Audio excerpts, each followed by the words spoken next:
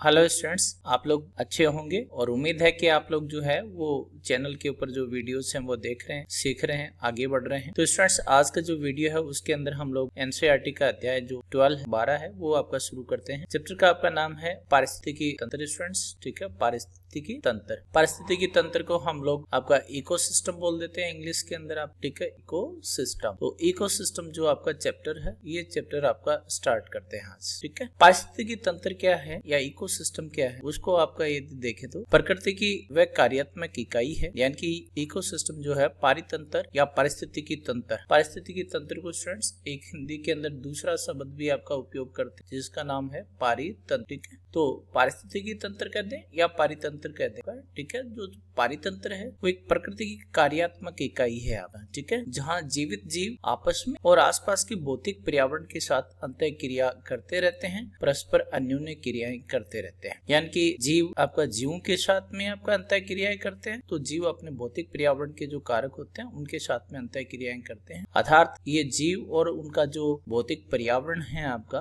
वो मिलकर के प्रकृति की एक कार्यात्मक इकाई का निर्माण कर रहे हैं, जिसे हम पारिस्थितिकी तंत्र या पारितंत्र कहते हैं, ठीक है। इस चैप्टर के अंदर हम लोग पारितंत्र की संरचना के बारे में पढ़ेंगे, पारितंत्र के जो कार्य हैं वो आपका देखेंगे, पारितंत्र में जो उत्पादकता है उसका कॉन्सेप्ट आपका डिस्कस करेंगे, अपघटन के बारे में आपको पढ़ेंगे, ऊर्जा प्रवाह के बारे में पढ़ेंगे और पारिस्थितिकी पिरामिड, साथ में आपका जो खाद्य जाल होते हैं या खाद्य श्रृंखलाएं, वो खाद्य श्रृंखला के बारे में पढ़ेंगे आप, ठीक है। और आपका खाद्य जाल जो है उसके बारे में पढ़ेंगे। ये जो टॉपिक है वो सब टॉपिक आपका इस चैप्टर के अंदर आपका कवर किए गए स्टूडेंट्स, ठीक है। तो आप जो है वो वीडियो को आपका ध्यान से देखिएगा, एक एक कॉन्सेप्ट को हम लोग आपका डिस्कस करेंगे, समझेंगे, ठीक है। तो यहाँ पे पारिस्थितिकी तंत्र या पारितंत्र जो है उसका अर्थ बताया गया है, उसकी परिभाषा बताई गई है। आगे बढ़ते देखिए, पारिस्थितिकी तंत्र की परिभाषा आपका यहाँ पे बताई गई है। पारिस्थितिकी तंत्र या पारितंत्र प्रकृति की एक कार्यात्मक इकाई है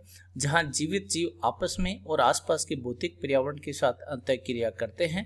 तो ये जो आपका प्रकृति की इकाई है उसको हम पारिस्थितिकी तंत्र या पारितंत्र जो है वो आपका कहते हैं, ठीक है। यानी कि आपका ये क्रियात्मक इकाई है। इसका अर्थ ये है कि आपका इस इकाई में कुछ कार्य जो हैं वो आपका संपन्न होते हैं या फिर इस इकाई के कुछ कार्य हैं आपका, ठीक है। और ये विभिन्न घटक जो हैं उनसे मिलकर के बनी हुई है। प्रकृति की एक इकाई है जो विभिन्न घटक हैं उनसे मिलकर के बनी हुई है और इसके कुछ आपका कार्य हैं। उसके बाद में कह रहे हैं कि जो पारितंत्र है या पारिस्थितिकी तंत्र है वो एक संतुलित आपका प्रणाली होती है, एक आपका बैलेंस्ड आपका सिस्टम है जिसके अंदर ऊर्जा प्रवाह और पोषक तत्व के आवर्तन द्वारा स्वयं को ये बनाए रखते हैं। यानी कि जो पारितंत्र है उसकी एक संरचना बनी रहती है, इसके कार्य आपका लगातार स्टूडेंट्स चलते रहते हैं और संरचना बनी रहती है। इसमें महत्वपूर्ण ये है कि इसकी संरचना आपका ऊर्जा प्रवाह के द्वारा बनी रहती है और जो पोषक तत्व होते हैं उनका आवर्तन का अर्थ होता है पुनर्चक्रण, ठीक है, पुनर्चक्रण आपका, ठीक है। तो पोषक तत्वों का पुनर्चक्रण जो है वो चलता रहता है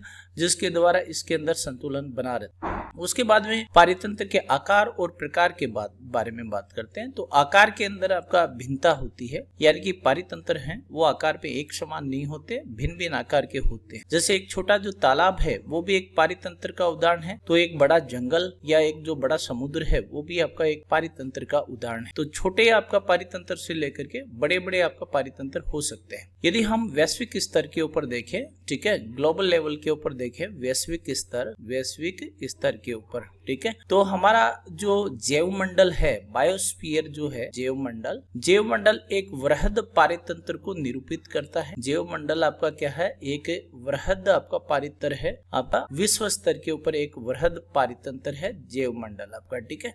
तो जैवमंडल, संपूर्ण जैवमंडल एक आपका पारितंत्र है जिसमें अलग अलग आपका आकार वाले जो पारितंत्र हैं वो सब शामिल। तो पारितंत्र छोटे हो सकते हैं, मध्यम आकार के हो सकते हैं, बड़े हो सकते हैं, आपका ये बात बताइए। यानी पारितंत्र के आकार में भिन्नता होती है, प्रकार भी अलग होते हैं जिनके बारे में डिस्कस करेंगे। यदि हम पारितंत्र की संरचना के बारे में देखें तो पारितंत्र की संरचना आपका किससे मिलकर के बनी हुई है स्टूडेंट्स। तो आपका घटक देखें, अवयव देखें पारितंत्र के, एक आपका जैविक घटक होते हैं पारितंत्र के अंदर। जैविक घटक के अंदर आपका उत्पादक होते हैं प्रोड्यूसर्स, उपभोक्ता होते हैं कंज्यूमर्स और अपघटक होते हैं डिकम्पोजर्स।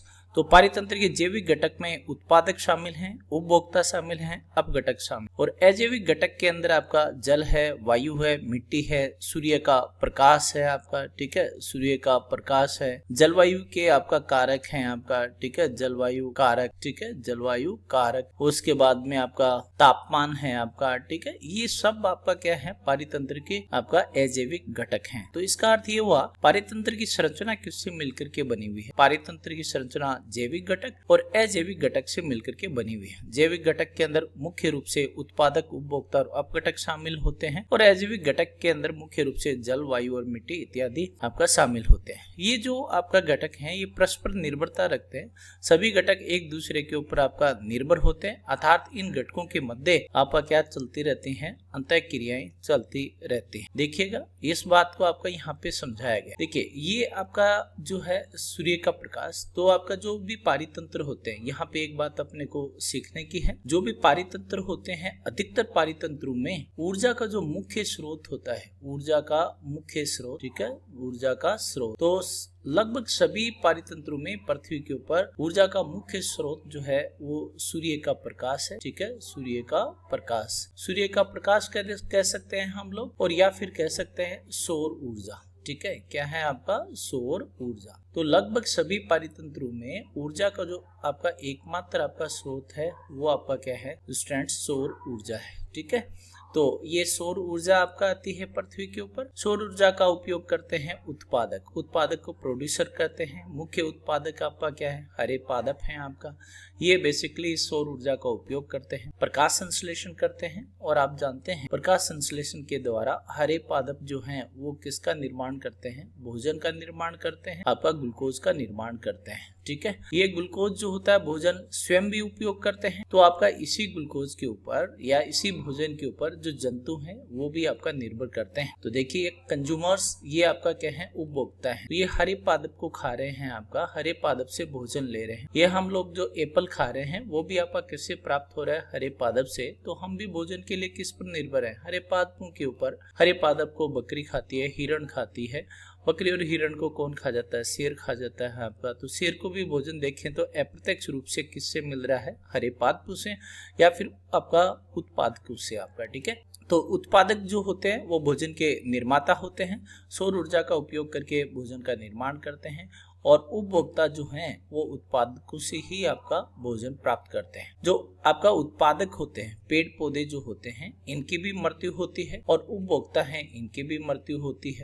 आपका उत्पादक और ये जो आपका उपभोक्ता हैं, ठीक है, ये बेसिकली आपका इनकी मृत्यु होती है तो इनके शरीर का अपघटन होता है। अपघटन किसके द्वारा होता है, सूक्ष्म जीवियों के द्वारा। प्रकृति के अंदर जो भी हमारे आपका क्या है, यानी कि उपभोक्ता हैं या फिर आपका जो उत्पादक है, उन सब का आपका क्या होती है, मृत्यु होती है, और इनके शरीर का अपघटन होता है, डिकम्पोजिशन होता है। किसके द्वारा, अपघटकों के द्वारा, डिकम्पोजर्स के द्वारा। अपघटक के रूप में आपका स्टूडेंट्स कौन होते हैं, मुख्य रूप से जीवाणु है आपका, ठीक है, जीवाणु। और उसके बाद में आपका कौन है स्टूडेंट्स, जीवाणु के बाद कवक, ठीक है, कवक। तो जब आपका ये उपभोक्ता और आपका जो उत्पादक है इनके शरीर का अपघटन होता है तो इनके शरीर में मौजूद जो आपका जटिल कार्बनिक पदार्थ होते हैं उनको ये सरल आपका यानी कि अकार्बनिक आपका पदार्थों में बदल देते हैं, जैसे कि जल है, अन्य आपका पोषक तत्व है उनके अंदर।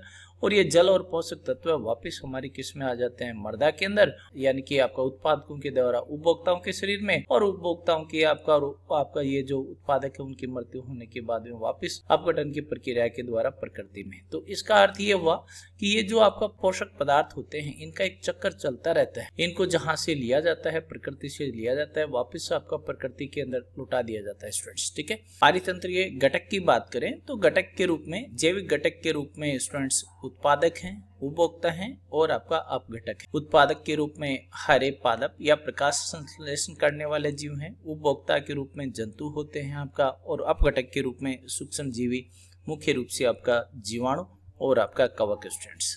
जो पारितंत्र के या पारिस्थितिकी तंत्र के प्रकार की बात करें तो स्टूडेंट्स हमारे पास में स्थलीय पारितंत्र होते हैं। आपका स्थलीय पारितंत्र के अंदर आपका वन पारितंत्र है, उष्ण कटिबंधीय वन क्षेत्र के पारितंत्र है, शीतोष्ण वन पारितंत्र है, शंकुधारी वन जो है कि आपका पारितंत्र है। घास के मैदान जैसे कि आपका सवाना है, स्टेपी है, प्रेरी है, ये घास के मैदान है, ये आपका घास मैदान के पारितंत्र है। तो रेगिस्तान मरुस्थल जिसमें शुष्क मरुस्थल हैं, अर्ध शुष्क मरुस्थल हैं, ये भी आपका पारितंत्र है। तो वन, घास और रेगिस्तान के जो पारितंत्र है वो स्थलीय पारितंत्रों के उदाहरण है। स्टूडेंट्स, जलीय पारितंत्र के उदाहरण देखें तो स्वस्थ जलीय पारितंत्र है आपका, जिनमें तालाब है, झील है, नदी है, आर्द्र भूमि है, इन सब के आपका जो पारितंत्र है वो स्वस्थ जलीय पारितंत्र में शामिल है। समुद्री जल पारितंत्र के अंदर महासागर है, मुहाना है, मैंग्रोव आपका वनस्पति के जो पारितंत्र है ये समुद्री जल पारितंत्र या लवणीय जल के पारितंत्र है। प्रवाल भित्ति, तो प्रवाल भित्ति जहाँ पे सबसे अधिक जैव विविधता पाई जाती है, उष्ण कटिबंधीय समुद्री पारिस्थितिकी आपका तंत्र का क्या है उदाहरण है। यहाँ पे बहुत अधिक आपका जंतु और आपका यानी कि उत्पादक उपस्थित हो। उसके बाद में एक आपका प्रकार है मानव निर्मित पारिस्थितिकी तंत्र। तो आपका जो कृषि क्षेत्र है, फसल के खेत है, बागान है आपका, उसके बाद मछली घर है, जलाशय है, शहरी क्षेत्र के अंदर पार्क, उद्यान और हरित छत है, ये सब आपका मानव निर्मित आपका स्टूडेंट्स का पारिस्थितिकी तंत्र है आपका। ठीक है, तो विभिन्न प्रकार के आपका पारिस्थितिकी तंत्र हैं जिनके अंदर आपका वन पारितंत्र है, तालाब है, मरुस्थल है, कृषि क्षेत्र है, कुछ आपका प्राकृतिक पारितंत्र है, तो कुछ आपका क्या है कृत्रिम है। ये मानव निर्मित पारितंत्र है वो कृत्रिम पारितंत्रों के उदाहरण है। तो स्थलीय पारितंत्र और जलीय पारितंत्र जो प्रकृति के द्वारा निर्मित है वो आपका प्राकृतिक पारितंत्र के उदाहरण है स्टूडेंट्स। उसके बाद में आपका पारितंत्र की आपका संरचना की बात करें आपका, ठीक है, तो घटकों का समग्र दृष्टिकोण, सभी घटक जो है ना वो आपस में मिलकर के पारितंत्र की संरचना का निर्माण करते हैं। तो पारिस्थितिकी तंत्र में जैविक और अजैविक घटक की परस्पर क्रिया के परिणाम स्वरूप एक विशिष्ट संरचना का आपका निर्माण होता है आपका। ठीक है, तो आपका संरचना में कौन शामिल है स्टूडेंट्स? जैव घटक शामिल है और अजैविक घटक शामिल। जैविक घटक के अंदर उत्पादक है जिनमें मुख्य रूप से हरे पादप, शैवाल और साइनोबैक्टीरिया शामिल होते हैं। तो ये बेसिकली आपका क्या है उत्पादक है। ये प्रकाश संश्लेषण करने वाले सजीव हैं, यानी कि जितने भी प्रकाश संश्लेषण करने वाले सजीव हैं वो सब आपका किस में शामिल होंगे स्टूडेंट्स? वो बेसिकली आपका वो शामिल होंगे यानी उत्पादक के रूप में। उपभोक्ता के रूप में शाकाहारी, मांसाहारी और सर्वाहारी जो जीव होते हैं, यानी कि अधिकतर जो जंतु हैं जो अन्य जंतुओं को आपका ये आपका उत्पादकों को आपका खाते हैं, उनसे भोजन लेते हैं, वो उपभोक्ता है। अपघटक के रूप में कवक हैं, जीवाणु हैं आपका। ठीक है,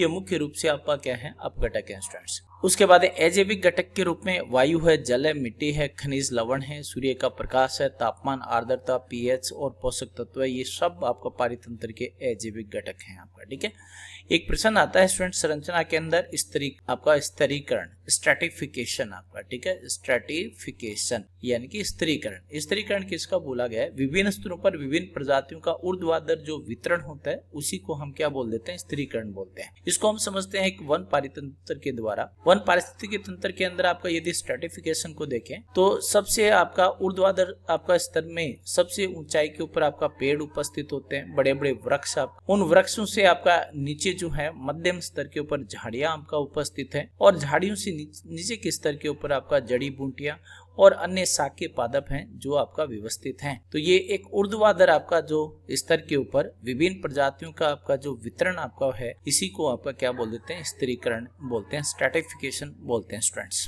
तो स्टूडेंट्स, उम्मीद है कि आपको ये जो टॉपिक है वो समझ में आया है। आप वीडियो को कंप्लीट देखें और यदि किसी भी प्रकार का डाउट है तो आप मेरे को कमेंट करें। यदि आपने चैनल को सब्सक्राइब नहीं किया है तो आपका सब्सक्राइब कीजिएगा। इस आपका चैप्टर को और हम लोग आपका डिटेल से डिस्कस करेंगे।